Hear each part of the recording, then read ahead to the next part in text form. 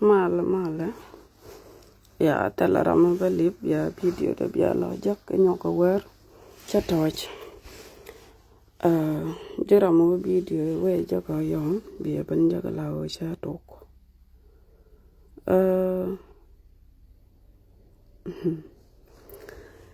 chawa doal gwalong koran modolje tele mala jadal ko belat nyukur je jak siban kala video ka shioda ajine esha gwar ti gwar jika ka dunya lul enen yela na wo nyukur anen bokulo ka pointa jila de to kontin tin chalat ka tin chagor ka video nyalul number 1 cha nyalul cha lar mala and then changa wajoge no cha lar mala nyok cha ban tie ko video jega je tok cha jogo what happened man changa jogo video shi commentan shi anan men che barech chagor che jogo di ngono after ko chena gor bo ban video bana join kel. So I have to be honest. Che jogo di ngono after ko kore men chuo ro chi chum dum danan chelat shup ko emishina ga ki emishia ga yanarane biya let go cause Kenyan social media and whatever languages you use ngajen. But cha ngajo an ladena can't you do kind of mention shagwari you are attacking me, sorry. Kokore cha wa I'm here ko ngajo masido kamne janga.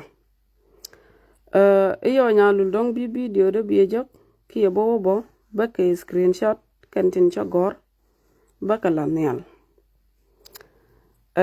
shiwo ban ka video du tama singo nyogo jogi singo mo ka last warning men kwala lare do hala gwalong tiga chuong ko me changi singo dap ka kor chu ku dio jene tiga more than 3 video ti joje chi kweten but me chang ban yoda ka gata yaw na ban shaguro ba ka let go kandial chang te ka mi lok loy da dia ban de lo da nara ki da mar mi dit man me chi barwa chi nyen ku te kon te dial te chi lat chi ka balat chang ban tiam ka gada cheju palwo nyu ku ramada rajanta me she nga ke she palwo an chi jin duna oran mi cha palwo che janga je ti ke mi jeng mi chelet karan an kwala ban ti ni jeng ke woni nga kamanga an che nga jo loy du di de long ka social media ala toy tu du ela bianga pala ka yene ideal te ko te che jogo ani che ku de cha pal ala toy tu du ela tala rama ganga ka toy tu duela dunga ta won mun ngoga ke ga ka social media nyukur deji la ta la na translate ke je toy tu duel tiran tok duela shirana nyur jini jira medit bat ci gwadu shi kuch ke chale bola to widu tin bo sha ngach dunawan kan ngogda kanano moy ka dok for your information an bode baladanin but men ci nyalul changa ban jogo ku let go share let go cause merwaji general kan ideal tin ci ga kaka aram kere idian mi de taka mi de larbo ci min ci ne to ko kien ci keriet ala jina miti go borka tinga ji long ti di loy du ke o bi ka balat ka social media cheju moy ka green card nyukur chenji bulong ka gang chien bu luang ka gang ala luang cha luang ka gang ke mi jieng mu nguoje la te ge si nyutin ka cha jog bo cha luang ka gang mi che jago be dor be diok. So ngan chien gur ka stress. I will never take your stress. Te la gwiji to la bebana la de social media ko on chi moy ke chuong wan chinga dep. Changa ben tiam ke gada wal chi chum ne ke video ti chop ka diok. Du ti ngo do la ke ji. Me chuku ben ke social media ne ke 2008 ke kwetu ne ke 2000 ka ni amaran tin chilat. Ka ngai chi roi live ke social media ni kur mi kura me di cha kwa puje ko de ro de yat ko ran bang.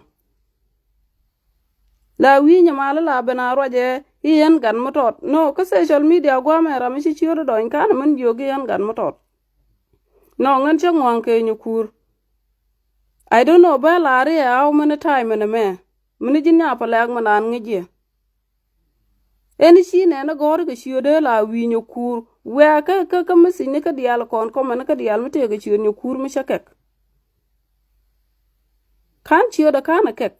But chiaga dan. Okay, let me not start it yet. I need to calm down. Cause sometime ala need to kokien. Ba need to kokien ba ka pilet kien. Need to kokien ko mo wuji no ngata me bi sure no ngani o cha la re cha ku de cha fal. But let me promise you this time. Ala this time. Mare nyakong. Palo ledu ene cha chire cha ja doin ke ngan nyamala ngan gan mo bejalong. Bejalong to be honest. Ala la ganganu e beji dep. Ko ngan logo bramado dien ngo kwet kwin ngwane. That the reason why chiena dabakaje. Ko jira me debrani chiang la ja gweke la o kwiji ngwak. This is the reason why chiena dabakaje. But mi chinga dep. E chinga dep. Kala ja ngeji ya gisho ka diok la tok. Ala jino cheje kam green card ni wer ko I believe ken yen nien ka Canada. Muguru point ba kam ni rar. Ko ni yu ala kon ka Facebook. Mite ko borti ngeji balat ke. I give you the green card, I swear to God. Ke yen ideal te kon including you nya palak. An ram chingo kon contact last time ko kwinyu kulwa gluwa ga ngo. Ran telephone a chi yor nga. Ijin gan matot. Ijin chiok mudir. An point de cha lat me dan o. An point du chang ti ga run ti ta de ke chang di ni jin ka ma dong. Ni man nya ge ma kwa nya ge ma pal. A chang di ni jin ka man ma dong ke chinga dap chien be let go. Because ram kel charo de ya point ran nyira ran bang. An ni nyin ku chien ka gwaja. Anyong medan me rwajila nga jogi chioda chwe nyogo mention ke social media di ngai no chiodu de chol nyada la chie chion mute ke balio mude balel duore duela why you brought my name anguno ngi chioda ke Facebook du tama ka talo mi chalet keji so ne dialo kon ken korong wandu chuorong nan wandu ngan nyame ala nyir chicken go. Ala nyir chicken go. Men bi jabala nente ka ne ti choloy kien ti la lwen ka na wal ko mu kuje kular mi ladi ka gwa to me de ga de ko latin pan ba tiena balat ko kuet mu bi jabalat ka ngan nyama to ko dana la nene de wo wan chi etan kwala wo tuonu oi binyo kong duirar ke wa tuonu ngute ji ona ala nyir chicken go nyukur jin chiro de ya point ko social media bang chinga de nyir bang min nyir ngangu min ku nyire mun kwa nyure duelu min nyir nga angu ka tala mi jeng mi chama lelji ke jen kuin ngwana mila ran gwada pal randi ye ko de kan ko ngwan chinga kwet chi pal chinga balat ke video ni chi pal ni video de me dane wo wat ke jine an baban ku en dor ko right tele mi jeng mi chalat ji amana mi chiente ma ku en je ka right kan wo ka gwala waten chunga jogi you don't know me mga ji de ngungat mga ji angu chi lelo ko social media nyokur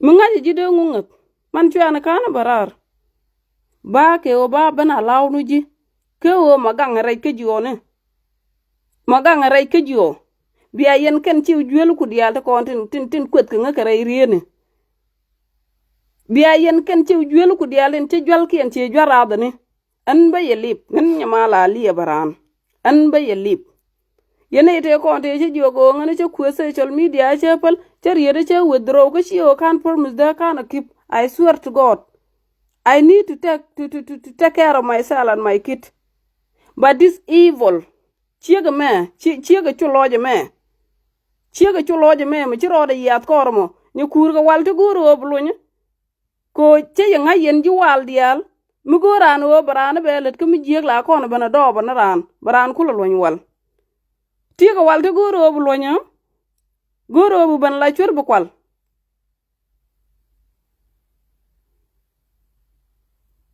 ni ku ten ganga ko ngune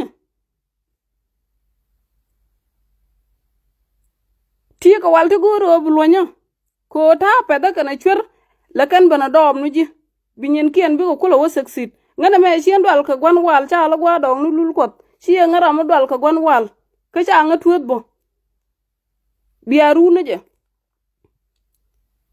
tirande te koran e yiljili na ba kon ngo do ne ke video malet kon ka nya ter chu nga ban kwet chu ne ban kwet e ko ler chi le ne ji ke ler chien point ro ko tie je shek la ni ji ke ler anguchi wolongo ne nyokur machi chieng mudinu barol cha po jono anguchi wolongo ne nyokur winga dobre ne dial kajin manga je o chi goro te kamu balat karan ko ni ngara me mi chukula walat ka video ni amende lat ko ram kel kana tin chi ga kaji kan la balat talish yodu mi shakak go an screenshot it be post ba ne na mi chi ni jen kun ngwan ko la ran gwa de la ja kuje mede lat bu ci nyaalu le chupen ko ram kel mu kula wote gane ti jinyiri ne chura loy du kula bayni ko ram nyiran chuong agwan nyire mi nyire ka ngongu kwit ko rodan kan man wo doru ka video ni ci amar bi nga gangten video ni ci amar show ni ci amar bi nga gangten mi se jagalara dwor I wish to use this language by now, but bejilip. Tiene bete gizi nya plak cheno ngolong. Chetaga banga ne go korun ka banta yaw kel. So jini chupul chuna jaga. Ana me chira ande chwel wida ko mi chwel wida. Alamen chileb wida chi ade nyogo use ko de raida moirek. You have to be careful go abroad wala aptino wi chunutin nyokur chwe nyok nyokur jine jira medi de puj by each but chwe nyok mila lingu tung nuare o ichira cha we na me cha pala jiego gwande wala chi pala jiek ala tuk duele china nyurtin chi toilet chunga joge chi nyurtu duelu lam ne jalar cha toy tu duelu lam ne jalar cha nyurtu duelu bi kul ban jogo chi toilet. You have to find the latrine and bu nyurtin ko tuk du ele china nyurtin chiena be tolerate kana reala ka la kusha chia gwa nyura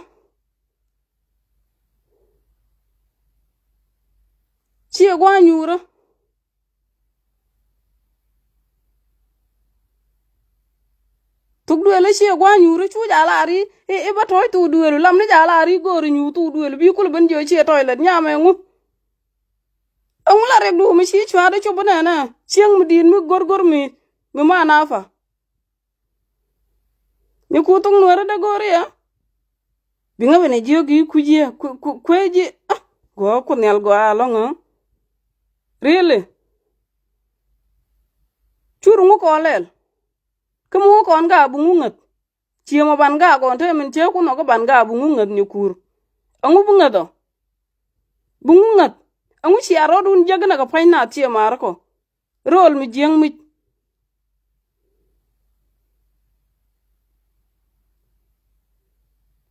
rande ran wi ali nya ni reinat ni bang chi me kon ngu ku ni bang chi nyo ko wale ala o jin dwar chipel mala gwe ji ga seksi edu chi cha ji do nya gor che yugul do nya la to ka che do ngwa ji ga long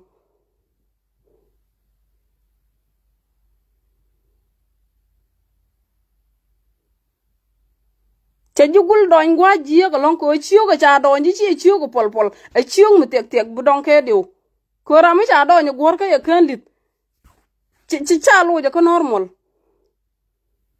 angu chu chi mu di ro da ya point ba ngana na ni jin mun kuje explain chi puch hine na ji la gori la wi nyukur mangat e nyukur mangat wa gor ka jona chi chi odi al te wa gor nya ngodo abro ku ban chil pelna ka du ka chi odo hite ka ngom bi balel ngom ka poinda china ta ngom tina la ji gwa chek da mar china ta ngom ti ka chuong chi pal wone kan tan bo kan raje ji ka ji ngan cha nga wone ngaran ka cha nga order ran I do what I decide nuara kel need fees in South Sudan jengan pen fees du no ke yan ke sal fakir alan cha nga order ran ka cha nga jog bo do this chi jo wer ber ke yan chew jwel ku dial kel tin che jwal ken ga jwal pi dane ti la jela gaw ke ayile loy de me che do bala de jigwa ko jin ti roru de je kala shetan I try to focus bi nga nyoko none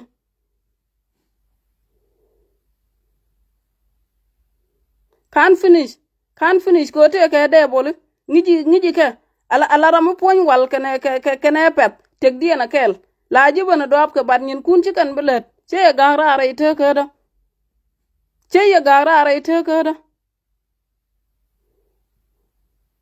yu bara nya yang che ya ga rara ite ke da ko rana ka rwada ran bula puji ko do bana butu dor cha ja to ke jiljil no useless woman la chiung ge da ne chan da ga ka je me bi chiung mu gwa bat chiung me chiung mu ko long changa piu ta la ke chi dor chi da wo tung ne ga da zet gwa mi changa ne yan dor chi da long ga captain hira ji ga chiu da mu kwa ka we screenshot yo ko chi jo ngan mi cho comment long ko ngwan khro dien ki ka die logono o cha la re no nga after ko chi na gor ban video nyo go join kel ko je jojo widu chi normal la ngwa we are twisted ti ke we na ne chi jana lat ke je kon te ko show ne chu ro go har wi ne ku de le ri ngai ni o le ne je ko show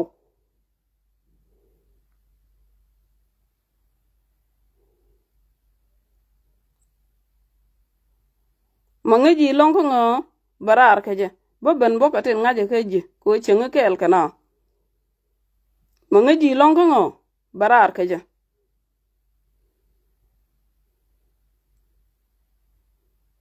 Ramadan la wan ka bo I don't know these people Ramandi ban jaga ta la do te ge long Ramachi ban jaga ta me bi ban baro dan ban charke ko jin bo chi te ke o bi jine grandmother la gad ko adapt ke 10 to 11 12 years la gad ko adapt ke je ke chan kwat I don't know till yen ka wallahi joje la mental western wala meche ya kap ken yen wat kun lon ka magang yen an chang jo yen nga to ta ke 50 years mo yen nga ga ti tu en je jo bo la ke la 50 kan ga ko dong di loy du no lon ko bu kon ben ri mo je nga bo ko runti 100 bu nga na we grandmother ba ye na advice ko yen chi a kwa lok ke ju mur kun lo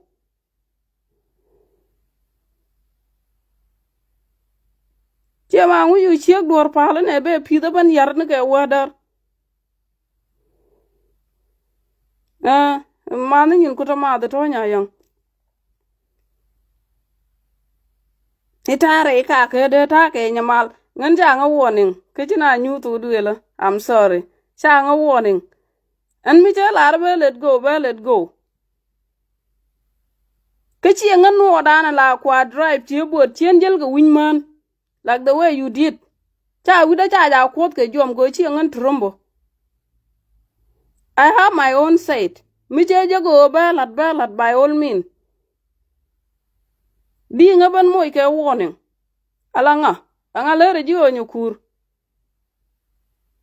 okay jilar na me tuk duele mi chi nyuor ko chi to ni nyu jele ke popo du go bi ban nyogon chi du cha du tu duele che refuse no wal I refuse it che refuse o nyu na tu duele at least mi jele ke popo du mi chi to ile ne lok ke jele ke yum bu ban nyuor tuk duele chi na nyutun luog rodu ko ra luog rodu tin jin bar ngwe ko mona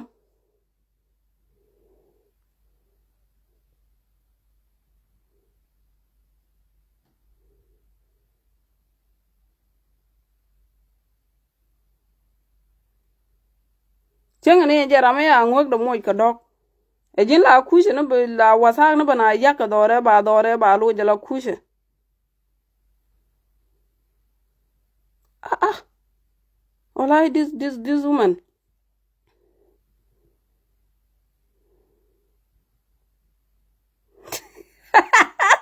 Nyayanga City. I love you, big sis.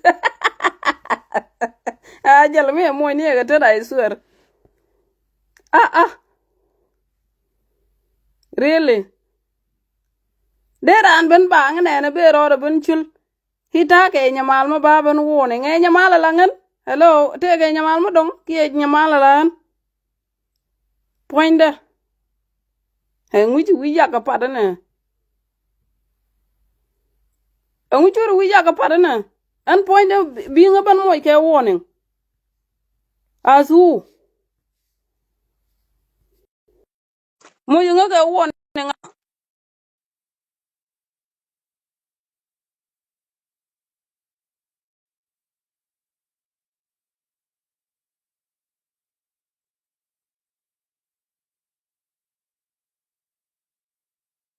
Mo nga warning asu. Please, hold your explanation. I don't need it. Hila we jin gan motor. I use bang and I never cry one day on social media. Ian gan motor. Yes, and gan motor. I'm a baby. But can malad useless me quick position. Me judge the me let the area that thing.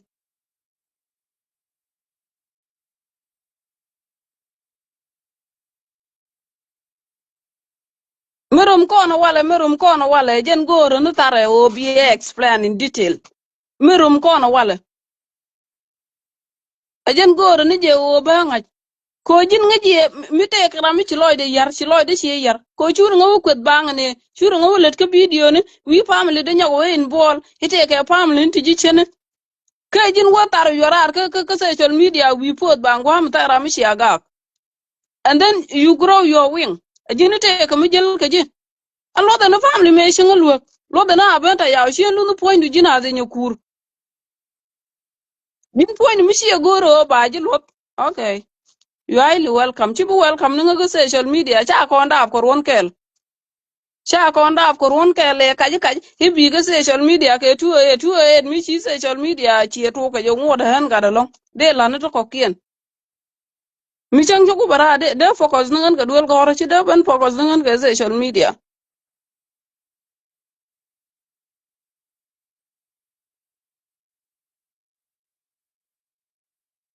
Chang what is in the western world chi ndi de join ga social media I was a kid. Ngoda han ga.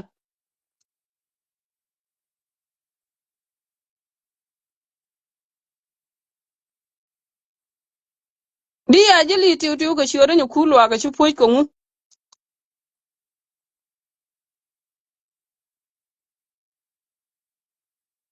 I give you the green card. Bernial. Madida tare du maguro ban ta pin wi mona mane ban para ba ban goje hishe toy tu duilu jin tia poji I swear to god jin del gobolong gob du del ne kay skinde amene feeling de ti cha point cha ja mo ja ka ko roja dan ramdi ben let ke video da enten mi chi o la wa dal na ko ro lu na ro yetu luone roja dan min ci tu ga ci tu ramdi ben let ke video da an ke jan dwal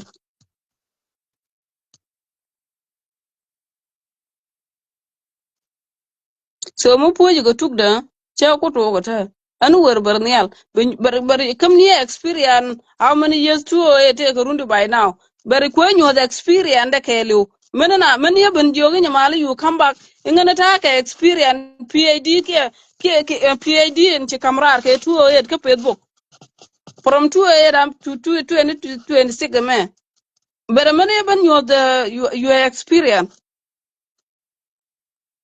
ci chieng mu di dia pojo gor I goranga I ngande roro kwat kaji ko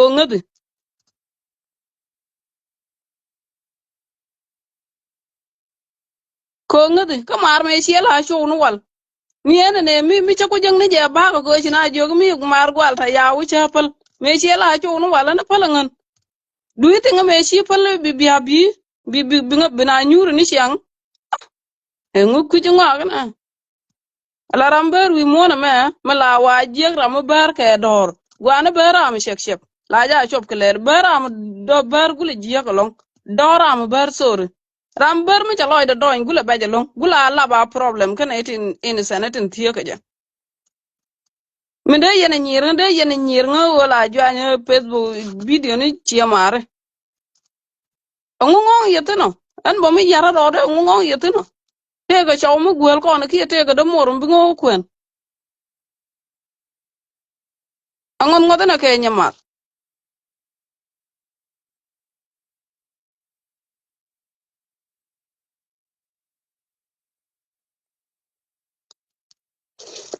you I miss you come ke wrong time yum ding mala nya yen tin gena gar mal yen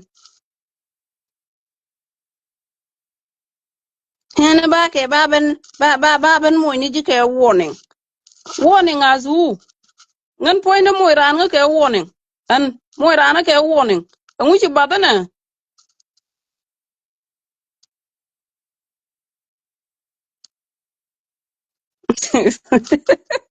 nya nya go len ngu ci ro ko badana tam di mo ke warning ci an goro ro ram mo ke warning chu to kor warning nubo ngan cha ngwan ke warning nu ku barar goro baka balinga te ngwan ga jito ko chien gor bo be mo ga jwe gan ku man ga man ngograr ba dong bu point du kwal e ji chala dar point do baro ko la ta baro kwat ngande ro kwat ke human being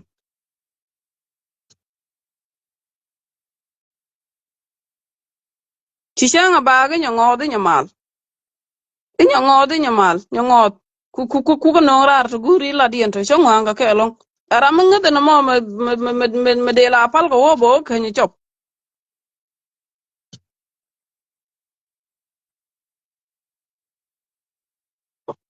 tie ku no ga ban loy kon jar mungori ti jena ta started ko ban yen share of disturb bi ban jagurun ko runwan ila chira mention war ku ke screenshot ko ran cho gwa o ran mi sha jena bi be lot chod bo mi sha jaga de kek but I have nothing to do with your name. It's too ugly for me, very ugly to me.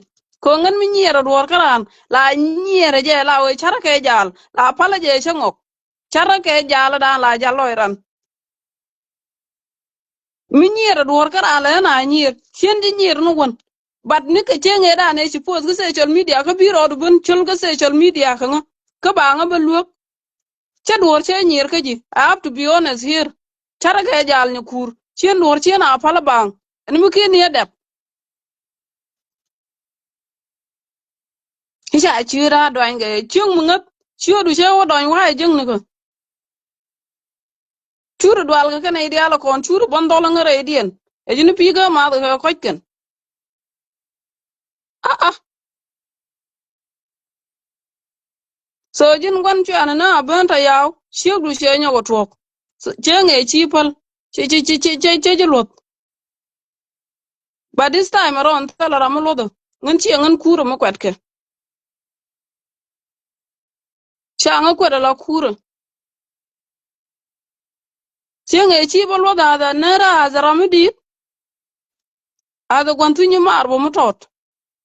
But chenyo go twok. So tala ramu yo telefunda. Telefunda asha yo daran. Matatar nyo kuro. Kia ne ita cha rodien la tar nyo kuro. Ba rodien kan warar rekan dial. Mata tar nya kur ba kon barar ko chira an point che point ram kel che de chul bang ibi yen ngukul bana yira ba kul we ngara mi jek no tala goy mu gor karan ko tala ram ta chien ko tala dung ram gor ko tala ram ba mon wodore ka kan kon man to dori na bo for your information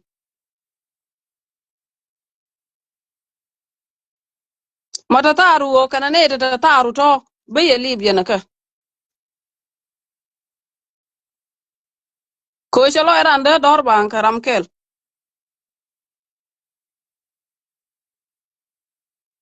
mugula la na ke ne tin gula la la wa twit mata ra idien ko kueno rar gwa bina balat gwa sho tuotino bie balat gwa sho tuotino bina ku ben jogo o nyamal sho tuot era malada mandani e nyamal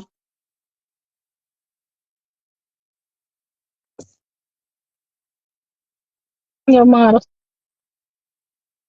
ante ke ki ka ja long ne kon bene ko le lu gi nyam to de lo kon me lu ne ko lo jin mene de ye lo par ko bo chere ka ta ya da ne ma di bi ni ka je ko jin te ga bi ni ti ma de chang ya da de nya ye pala na de tuk video ko ti tinenen amani chei kwarar amani komene titin mo ban ke nya kura te mo wo ban ka jarar ka shiore ka war ani jandwal ko ni look bo mala di look kan chiodu kana men chantin it is hard ko bi it hard ko bi accept tele chiodu mi chogor ka tele ngude mi chogor we barar ko mata wide ko ma tiang loide ko mata ke area da ono mala ja tujono mala de ra yi do be wuji ko to wore nyangot wore nyamal rande lo ran doram kel win mon ke le me de lo du doratin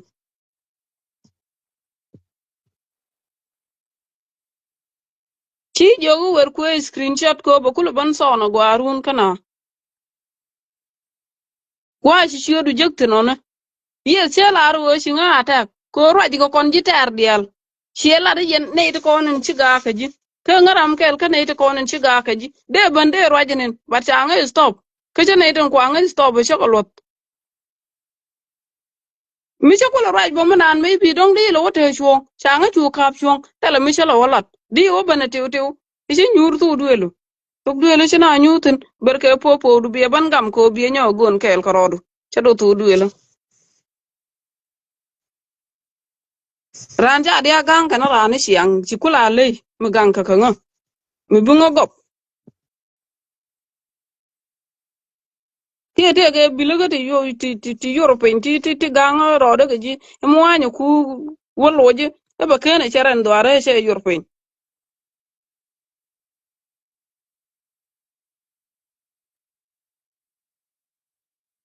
ko ya den ma la taram fili ti ro de tiang ko kara lo la do tu ko gora la ja kuje nya pala che lo ko longo du nyokur ko nyokur ka me pala da to ngokon kwet chu yen ngaba luok ka pen yen dial menu me chi chawda ngaba luok awala che de ban ka mitatar ibe ngaban mu wo ke warning ka tin ngada ta gang ka lo nyokura ti nyokur ka balat ka live to pala lo di di man tani jan sen yamala men ya ma show me dan kon di alchana was including jeni nyukur ci kondi arach kondi al ngeje bonen chamen chan chalat bono chinyari che kwide la chinyalu che kwide la bela so changu ko laranin ben chi kome lele nin chi jogu please nyamal cho men we chi you are bara attacking chinyalu you are ni jogu attacking me nyamal ko pas yeah che cho comment cho we you are attacking me And then Yeah. tingol wo ji please cho nyoko wa am here ko jen che rwa che men cho no kon ni mini kon dial.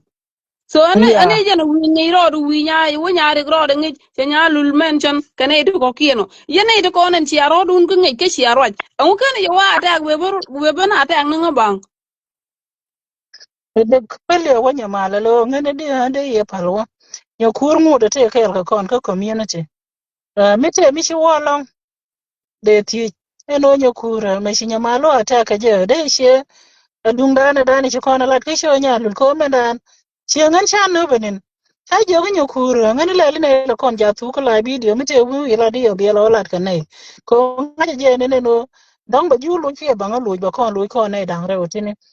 Mi shau bana lo che lu ko kana ne ling ba video de ba men de lenga ji nyama le chiro do promise shanga shi kon dia le ling chine share chine ling anyok shi men shila de ni shawo che toy tu duelo eno che toy tu duelo tele melo de kon melu ne ne no gwa ga de du ngai ne the same thing ba kana ba mi te men na tin run shenga mi te men na sen mu de ye ben jogo ba mo pele shago akaji the same thing kan ba bi ba lu ga gwa me shi ta larji ne no shen be give up koro ko mate ga mile draw do mishigwa shen de me no ga no le ni no mo eh shen de me no e jene la didi o shen antinya pala ri ne nyamal allo shune de la comedy bo mulu da rode ten chila chigoron yo kurmu be jilo loji yo ke be o shar ba gwade kam duniya ne je be ngach eno yijin ga chen ke je be lo share jen ke So mite mu gwije en wo chinga ata ken o am here. Akan de ben ka jara to. Ko an chi mena an de ri bonin ko an aram kel an bo kweje en ni mide. Chi an gwantara bad yes ne do de rum chi ne jitar. Jen ngara me che ko tia video ne ka shi akanen. Chi an bono don chabit.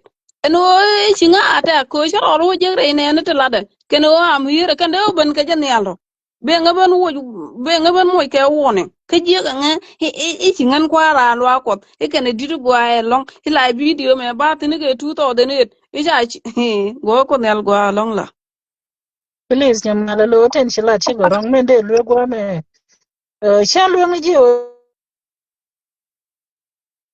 eh pele gwas ko video pai ko na lele tema ngani tani jan ke tani nyalul basha bana nyogo nen basha kuido men don ala de shelat ne kur mate ma gujeje ngani lele la gweju po lele la gwene ten ko lele la gwene ten rai ke nyokur don ba je nyokur men dana la te je to gore de show ne je nyokur ko ro de o nyokur la do ko be tema ko be o pele ye e je la problem ne tema mun lo je ro je ten ke mi yodi ko ten de ye je ke to ko men la de na me no no lode je no ko me dan ci ane me ci tuok ne dong dero kwa reaction ko ci kon yal ci ne wakala piejen joje no reason mu gwa bo mu de jika gak bad ne me ente tale tar mo be ngaban kot ke jo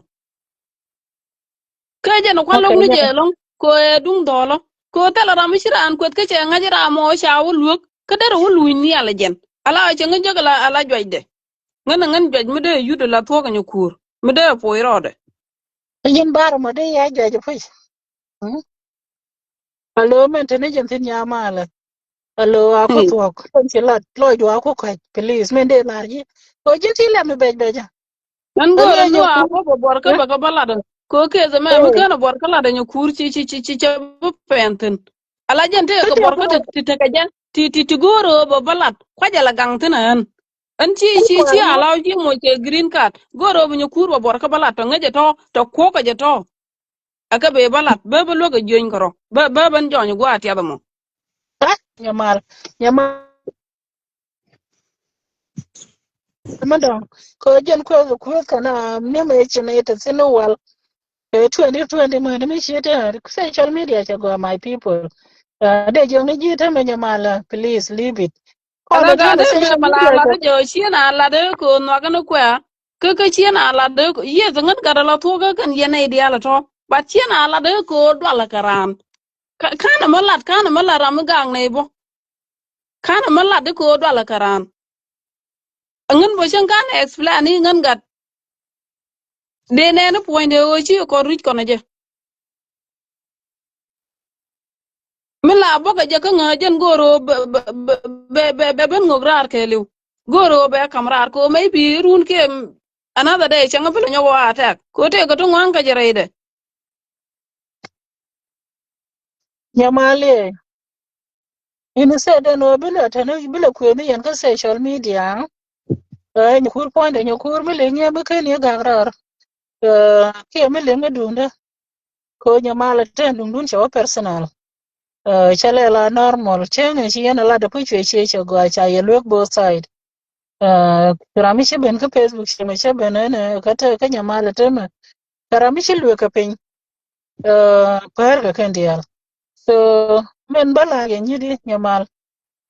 Shio di maluwa ga jiyo wo shiro the promise no. Ah, yang please. Maluwa ga ji gwame shio di jin shela da pujen wo ngana baro da mu ka break. A piece of your mind. Chi a piece ramadon. Ni a kondi al ngara maro ka ji gwame. Dang video ni tan shiga nan hanga. Ko shira na gura no. The widow bela te jom. Ko nyin Facebook ni titini mo kana high blood pressure ka kontine ka high blood pressure na won. Mi kwir karan. So mu brana lelo. Men guro bita peace of mind chiyo jin point no binyin ku bigala dina gad ko. What will go on to binyin ku tele di bigala de free. So men de larji. Lim yo Kitya ko bijine grandmother ko ci ko tung dap ber kun ko dala doang mu ba ka wote mu mura mi shilo ba wo je de ko gadu mate 10 years ago 10 years ne nyamate 10 years. Ne kan je bani tala na me. Kada nyamala to ko 10 years. mun Ko ci je ro da bani la bar ko rana dong me. ko ci ro da ni ko mi ci nga blaze this age boy chata ka kat mi la Ne ma grand child ko ngo ko de ku nyal de la ta lo je lo ngan ci nga loy ler mu bu dong ko I accept my age ci nga loy ler ci nga ne ler mi la we ngode ko ya ci ro je ngai ngai ngan ni me ji ay ro kan ma ro je ngai ngai ka ma da ko ne wut la ro je direct straight mi la na e bi ne lat mi che lok mi che nok ci ngan ngai ngai mu baba na remind get and she didn't take a begin grandmother ta you an gadu grandmother ngadi bogo kama te kadu ko ngule grandchild ling na me kadu dur lo kala ni chop ki stage ko du me nyala am jende o dam mu ba twad nga chang jo ko chum ne ga 18 years bona ami de twad nga no mo de nga twad ke jera lo do ko ka nyama le ten kami shila di chingan kwa fina grandmother bo chingan kwa grandmother di ye kuj bota bu bala to yo bu ga tar ko ramu ko duang mu dit ko la bu ara dien ko go duango duang mu dit mu te grandchild bu ara dien man di ku bala do mu bi bala duang mu chwale nyamal mi chigara dap ko la nga polo nga ke je ka ta grandchild mu nyamal ku na ro dien ling mi chi o ye yong nyamal ya dia ko na la ngudi ngan ko chien da di dam respect ngi ji mama ngan chien di respect ngi ji ba chi ga me du ne che lo da ne je ko ta ngan ma ma logo mendo we no barar ki shoda ba ngotel mi jing mi shalele ka ngai je chongo nyamal kon kwet mi logo ngai je chongo kon kwet ngai yen ngo ngan mi jiran ngo nyot chena pala wo ching jiran kwet ngo ke riet la ngana gur we mi be ben yo kwet ke je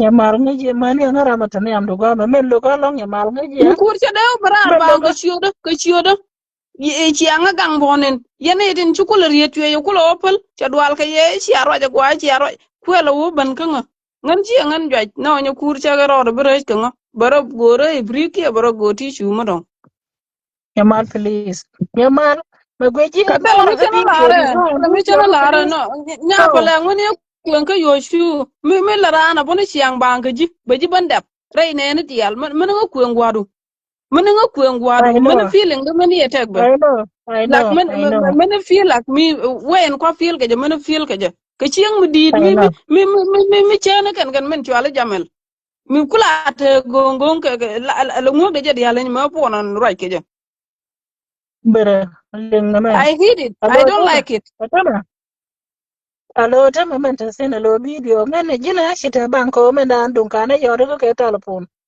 do ko na tu ga raja da na raja ngaji ba chiro do la put ko chi nyalu che wala e jan du ben do chi lai video la bele ka je ko dom chi lai video de shi le la tema dom be nyu ku de ye palwo de video de ye la kon de ye la ngene me palwo na benen hmm ran mi ci roj ke nga ka cha palwo te ka mi ci ngol ke ci jang ni je balet go ci o la do la ngan karan do ba de ne ci utun kon ran ngan ni mal me jang jang ci chan ti kon chwat jin lo do ja do de Jamale, wo jan loy du nyagi, ko ngu chan che nyagi, chan ka wango nyagi, nyagi modo right here, and worse person. But when it comes to peace, I ran take ye a me peace la ra side. je ne la we enya male don't mention my name ka use the should it don't mention my name ka use the should ala chon kula jagla nya da mo go Nyamal ko video ko pen we're trying to get andi work do andi God no me road. na me nyo kura de roi ni roi che ka la we me chang ag ga de chu mer Tele ramagulia, could be a cooler tear, they had no mission, all gurulia, intelligent. My one ala yard, le which is not a che bad ka video. la we I'm going to e me chi do ja e me chi ja ga de chu mer ga bom de chu men chala da mala Nyamalia. bana mar ga bom I swear to god La pada la waku guadina. I can't take a one my enemy had to take. cha Ogo e jen bangan. cha ja ko nga je jen men chwali speedboat la kwa je drive ko tit ta je je jen ni mal me me chura je bu ko social media man ye wa do be mi che bu baran Chagur je chara chagur be lut. Ko tinga mun cha to go kur. Ko tinga cha to ka ji.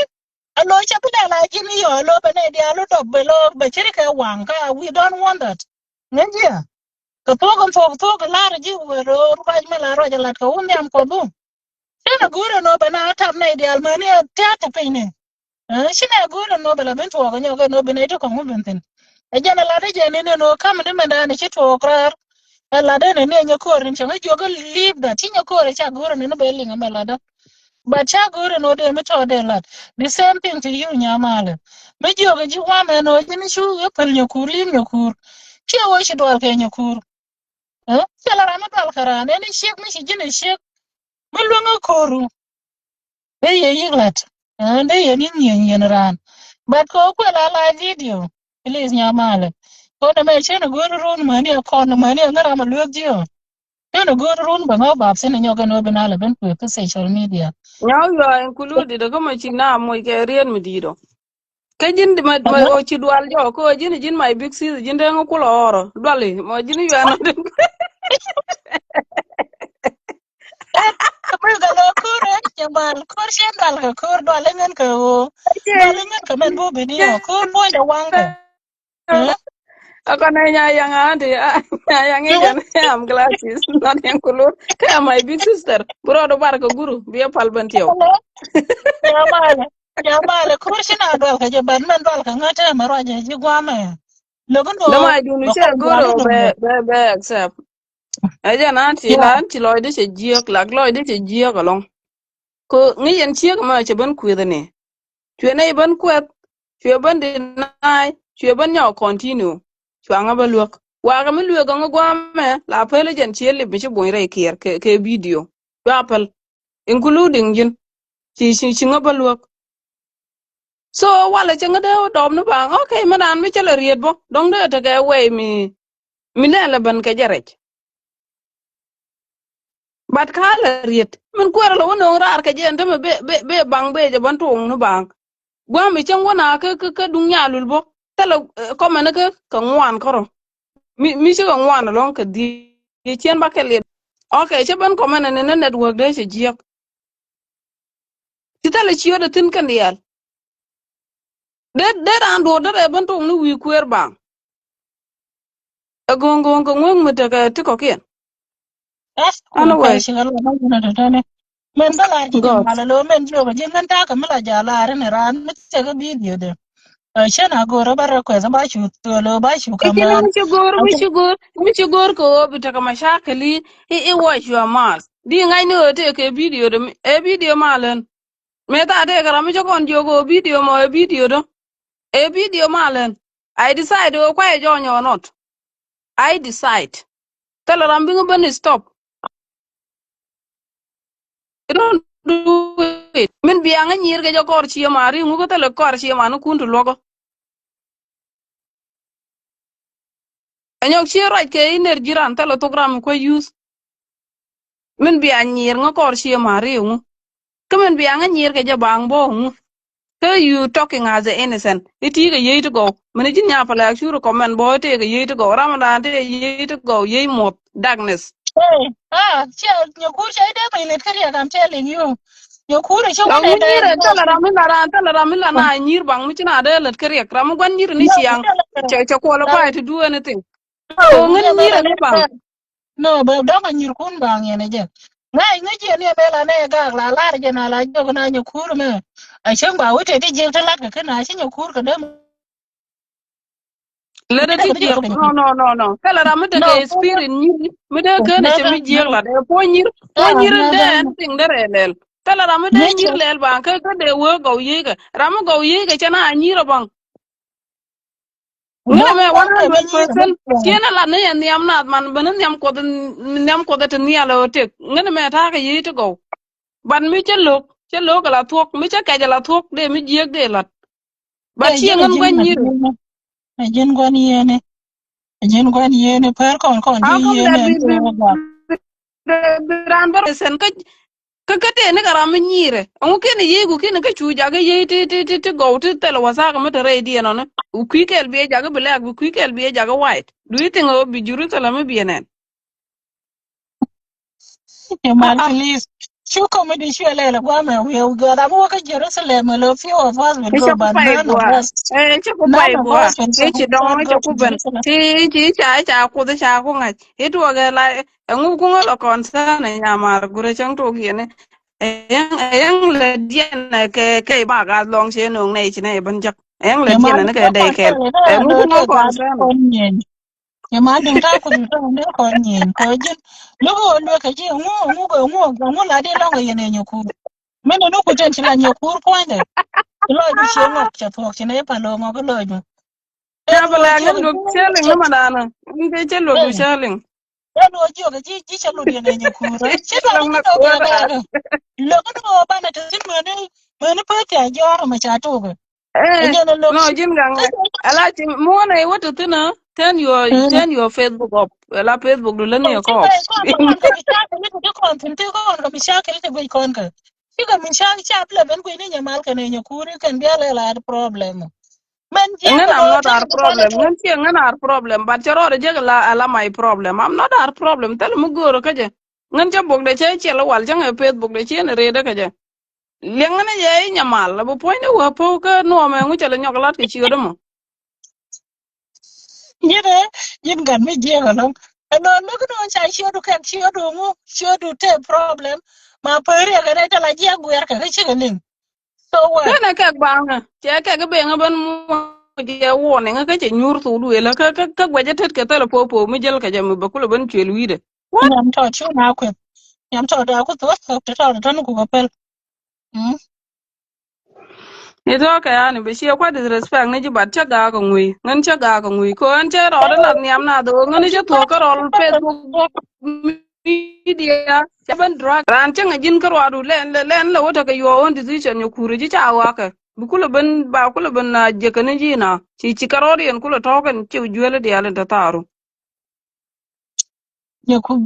Nyakuri ta lue ka nyamal ko nyamal ta mene lue kon dia mene jin bom video me ko gwe jine ta nong te gwe ye ti le dio mu wiu ben please nyakur ko kon te ka to ngang kon cha bile ben gwe no ro lu ne nya ma ta do me ata chira ma ro da ga due le chira ma ro ga due le cha mi cha ke le cha ga le go ko ngai kon ka ken consequence ni ken nyin facebook ta tene la kon ka tu chere ka drama ni ba che drama Teng yo ni mi cha nyalul bo che de la wol de nyalul en tel mi che la de pe de video ran chu ben twisted but anyway anti che loy de chatet okay ngan no mi che tel mo bo permit ata cause na me che second time ke che third time enyo ngan che na goro ba ta ke jwe gan ke ko dong che ta na men che wotin je jo ko ni mal bo point ko ban pol Tele abira shaitan ya da tele shaitan nga da ya kura ram kal mi chede mi hoki shaitan ni changwe ne dia gi shaitan ni ko mu chara uh, je wuci tan rod cholo komo tod bat chere cholo komo tod ko dwale ji nyukur ngan ma lolo de de ku wuci tan wa ngulat ngan mi che wo twe de chi tan chende goru chi tan nyun nyun me mala le ngan mi che wo kwale chende kwale yu ti ni de kwelo to ko terbi le ku ngore nel de wo chi tele tan ba di la ko bi lo myself nyamali ya ma te Hmm. me ga me cha la da hu de lo te ra ma ma nga de lo ran city council mu ko le ro ja nen cha chor ko le ke fe ki nye cha wo wa ga Hmm. chor cha wo yen ha e wa yen chor me mu cha le cha kwal cha wo kwa ku lo kwa wen wa yen we are to ga ne ka ke ne ten di de kwal ten ga bi go fin ten kwal ke ngane lo jin foindo ma de wo to Exactly. wo de wo to da jin foindo me to de ne de shu to no be ta go lo en mu to de ta ne shu Chama to no ba kutwe the boy ba jini ko lo ku je wo tuwe na nyakuna ikade chu tuwe na yak nako. Min deng nang sama chien jel ka gada gada.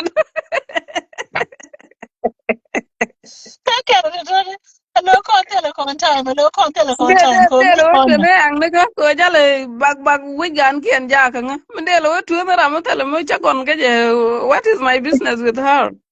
Ngai Ngude con ngai con cha gor ka Bible go na ka dictrom yen go ya ya poindu. chwara ngat ni chwara ngat changi jite ko gan jeng na miaten ko mu we wo lo de ne de we nyak please guys. Yamal De ne. yamal I hope you remember che me roi ka ko jin ka ngen ka nya gar we. Yeah. Me bi go ka no ngai de roi je che je ka ji wude da ne bi ka bene force. Aram Mm. kan mi ta tin ra me lo wut ke ga me che te cha te jing ne. But you are gonna bene force again. So again that is Ngoda. how it is. Lo rule ba te na ite che bene te la ra no ngen ba hai bene me le. Ka yo bi tai do kap jin. Kiran tu bo tu wi do. Kiran Tunga le wizi mu je. Mm. tu go mu ke le we ne go lo te ka consequence ni ten dia. Especially pe me me je go no. Ku ko na la do lo is funny when we said it. But ka reality na iten was in I believe me can me te am shi tu no wal ka 40 years ago ke 30 years ago. Me je consequence ni ke na tema. Kon Ya go dai li wat kon ku ran mo ko yo ran bo mo yo wat ngari ya tele benefit ti ngono wi tu na ro yang chang chang bele bali wi je ru de ka ro lo do ten chi de ji ran de wat tu la we go ro do yang bi wat tu na rambu diel ka yak de na du le tele me bi benefit ten kana ngi yo kurar ngana me gwa nga gwa na ka social media chi ngara man la yo we zana how okay ko iyo ko mo kwa ka weza na ni ngande bi le long but I have a future. I got my own life. It's my Ejen ya responsibility. Chi ngara mo ngar ka yo. Tiede ne yang bulo bara ru ni em pay rum ne ti na gana ri ko da ti go tele yo tu nan kan ka. Please. Chi ndu tin ne to. Okay, chi tan ko mi malar ka bang po free maybe they try but when nang re ara ta da it hard to pay money. ya ji kan ji la jo jo le nya ma me shi gur she me ri she ni je e Chama mal len ko kan jo ne ru na no. Chi mm ga che lel. nyen so nya ma le One je ne young lo ti cheer, Mogwa. Thank you, no Auntie. ma Nang ti yo, ne the o young ko up and look, the young up and look, bang when you got attack, but the general no promises, okay? no no she la de no lo jin point lo pa lo di ti ha pa ri ko mi sha wo cha yu ko ti ha let it go ngana to nga je ko ra cha lo ko gor ni nyen ga social media I Ngana don't me care chow ngana de loy ngan get drama nanga te kon de ngana ban lana dual de ray dual liga ku chieng wo yoy na la ba ngol ban go la nur community ramichi pur mis na ka kip che maro ko an pala nga ko okay but de chien mo ko la apologize lo Papa, ko que ja igual, papa, que igual, coach, pero yo video, no, bien, si me promise. Me pa que no te pa chala de Sunday, ne que no 24 hours. Huh? Kan nya Sunday pa. gweje ngan nyama tek tek me ku ngala ban ja dal ga kadar ha kun nyal have mercy on your kuda Kale ka ye kuro mo do ngene we bia nyin kuno lad mo we jo guri yo de ji yo de ka. Ka ma mi we je je yo de ka dong yo ka de ma ka. dong chalo do kulo tom nye nyaman chwa da bang ngana me tala me nyiero ka je lak tala me nyiero ka je nyokur ga chi ote ga ma pele ka je ngana I don't have issue with anybody life. Chi ote Nyi ngo pele ke ji bada to be ngan che ngaje ban woro ban rum ko je ne mo ne ga social media ngaje nya pele che ko man ka che ka lat ko chen ko man ka du ne ko la ko man ka nyin ka ara mo chi ra mo ta ga ko ke ji ka ro da bo da bo ko ma de ko man ai der mi je ke mo gwa ro ro gu tung protect who cares ne dia lo ka no ro dien ku na so po no ro tala mi nyi ra ka je che kula to ko ra la lu ga che cha tiep cha tiep ra da ko la ba te tiep no ro ngan human kel Why? Kajana. Kana Alo, go rane confirm, no? one board ke one shadow. Ngu bata ke team na daro. Bibi nyokur ko ro lu ko ngu. Kata la mugoro ka je. Please man Don't talk. piane. Nganta la mugoro ka je. Don't shabby level. Don't shabby level. Walo ina re ka ka du. Walo ina re ka ka du pina pi bel ko. Nganta la mugoro ka je. Okay. Yo mulugu chichi 10 bo. Ko I don't know. Tika poor video last time. Ani chiga Kajana. par. Don't come Alo, after me. go Me ngan point ngan go. I'm being honest here. Alo, go question. Alo, go question. Yamunga. Hello. Ako talk. Nyakuli alone. Nyakuli nyamal alone. So then about talk a mother nene. Yeah, because not a sin condial, and we don't need that. Bitare te wal. Big already and Jamie Alinyok. Hello, community The done thing attend wal to mo. condial. Ngan new camera. Changa welcome a jig. Yes, I accept it. But che the thing ngan tare te wal me che ugu go jala o be top de be ben kir kanga it's fine. But they No, jog me te ne kudu tuet kaji. Che ngan one of them. Yamale, tell a twin, con tell her I'm a twin. Advent, can I show a carroja? Okay? Janishala didn't know Junior Malman, she did work a day, Lloyd. De lo mi se okay me de lo du kanga banga fa ga do no mo ko shi de the same thing Gente bona no chapel ko nye meda la nga kwet ke mali la kuna de la ga wiya chiere ngan bote ga video ne ga di je ta kwetin bo ka kan ka man chier because nga je o general me did bo at some point it was mi che go yo ro ga je business mo ga chia kai ngode yes but ran ngan ta ka feeling chi ke ro de je ko point ko social media e ba lo ko mi che wona ne ba open wande ramete le mi chelet ke je hejin mi guru shiburum kana e wa shi mo di ngai ne ote tele mi chala arji ka kan wo ko video do bo ta ku lo to du bu jet bai ko ga ma tit ga ka nga ro ro nya mal men de ngai ga ro ka dur ga ka kan ke ole de bi ko won ka mande lo nya ku lo du nya ku ne lo nya lu men to ga ja ne to ga ja la mu lat ko ni nyen ko nyen ga na ta lo sha ben tu ben problem ka nya mal ka ne nya ku kan yin ga to jila wa pe de ni wal me chi ne ga chapal ka kan merum ke yin ke je liang na ga jamandan e ja wo nya mala mala te me je wo gwe je video worum ngan ke warning ni lawo chokula sel fakiran kun were le shanga jek ngan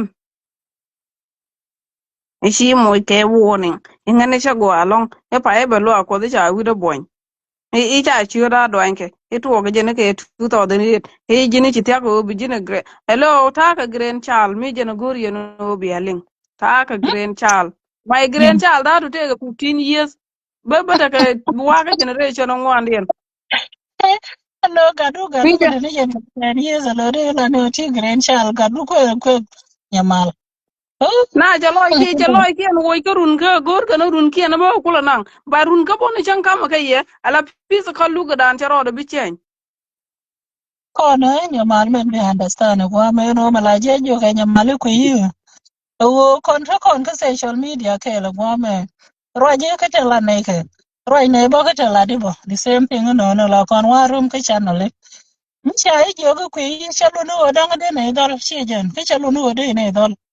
A jo no gwa do bi ngai ka bi ne gwa da bi ne ngai. No. Anya Michiga karan kane shi kono do no ka public ngene no do kono la din private chere kamala kan ka la ka private no one the same thing go but men ya kur men chet ko de chadir ba ju gurnin da wanya mala da ga dina ga wal ke te ga ngudon ta ngo kon ti mai men ja no shine ga ya ma ben jo ga te de na ta jo ga mala ta wo ke ngodi ga ka nga sha jo ga dina ga pan ke je ke te ga mu guri ban to ga wala jende kula shiri dum do me nyukuro anende je teji nyamala to kon ko problem dong kie jen me wal yo rodo but ko eh to ko jade men tie ko jande men tie bo an tie jande tie bo ko jene jan bon yal ka problem an men cha gor jog na nyalu lo yo bi ngono after I mean after her tie jan yeah kana la lar wa after ni kur kan ti the mention chala no after and nyalu la understood am lodo ajan men tie masi de che chu top ko goro ba nga attack chwe dung ji problem ni chwe ka chu nyo no ngial so charo da chu je ke chu joge jini you are attacking me te chu nyo wa am here men bi ko lo joge please yes man men ci bana fu ci ro ne la gwanta ar kur ci riet ci nyaari bo che o mention o ci kon ga te nyalul che mention kala mo do diena mo an mena na de riet ko an changa no ngala gwanta ar yes ci ro da barke ni mi do de mi rieda bo de bari din ko che ro te ga ji wala ti tut ke je ko ngude I don't know de ro da ba represent boni o ngani ci ngan gwan wal bat ci yang luok men ku ben ga jen yala nganda ko lo ben tie jo ye ga we wal ki ga ga tiago ken ngala li bo mi te ga mi de la mat che shu barar la jen ko loy de che tiang ka nga ke jara mo la je wiya yedo be ben we nyamal but please la ra mo ku yada ku go location mo do dien cha next time chingo be bana ta ka je yes you are here nyukur chaga ka ji ke che mo ka green card ko jin chiro de yat point ba bin Ata ko chi jo go mit green chaban card chaban chaban green a ku en raje me card ba ba ka mite ka bor ka ti jel ka ji ti gori la dien kwa kala gang loydu. So after this show, we're banial but hoj be bele go jirun. Ko dundu che joji cha gwada. Lo ni ka je video me tele mo bunokten. Ko jin me dan tingu kwet. Cha nga luoga jen nya palak ti nyonga luog ti everybody cha nga luog including nyalul including yumding. Che ban palwo. E me la bi ka wa ka mi luog nga. Kon mi cha na jo do cha tuok le na tuk. Ajen jin the same person e kunga me deb nga. Ko chine wo kwet ke pot. You try to deny it but George wo deb ne. Tell let go. Chuban ke video nu ku dial te kon te baba loy ke pos ni. Me ja ben bar ay ka nga chapal. Kan ka dej. Ka jiek loy do. e jana no ni e jana kola kola Kan ka dej. I don't know ba jang ne request do. Kan ka dej. So chapal wo. La nga jogi ne nyamalo wo chiode ka pos nu ku. Ngu whatever your name. Ba ignore bo ko ram jogi wo chiodo ko chiodo ko je use ci gainan bo ko ji ka mo I don't know maybe je gwam let me try to invite you aje ga je ko no chana jo pal shamar lo chogo social media cha be the long time which is good ko kon da ko na be beno bo mi ke bo ba je yo ci na bo ga no ite le mi ran ke chal ni ko ya ni be no chen yo ya ni chen ji ba ad mani try ka mi je gi la jin alan chen da kwa no ro da ke wi ki jo ko mi te ka bo ka tinga all the time. Come experience how many years from 2020 experience yen because chang wan ke wo kujie cha chide cha chuda doinke let me see your true color nyukur ngara me pai ban pan me pai yena ben moy ke kiri pan yena mak iber ke facebook dana me kono nyukur e duob de men bie jel ke je jamana be le ban nyota be jel facebook dun yena mak ko jin ci ngukut ju nga ci kon ta le bol kel in life di nga nyo ba kon ga canada ko ron kel ko ni ko no ma mala ko da ne real ne kon jana ne ko da no ko I'll we choose are man ke it. shaksi bo I don't think boni o don't we gonna compare each other like shello Ai mà video mila kwe rana gwi bo kwe te ko la ne ke je chen ti tel mi jengu balara mila rana gwi bo o cha rana cha kam gwadi de ye ngi bo o shi kam gwadi du ko ge shi gama la rana gwi bo cha chi ngi cha kam gwalu do shi bani shi ban dina ai manu kuen shangot ka mabiyada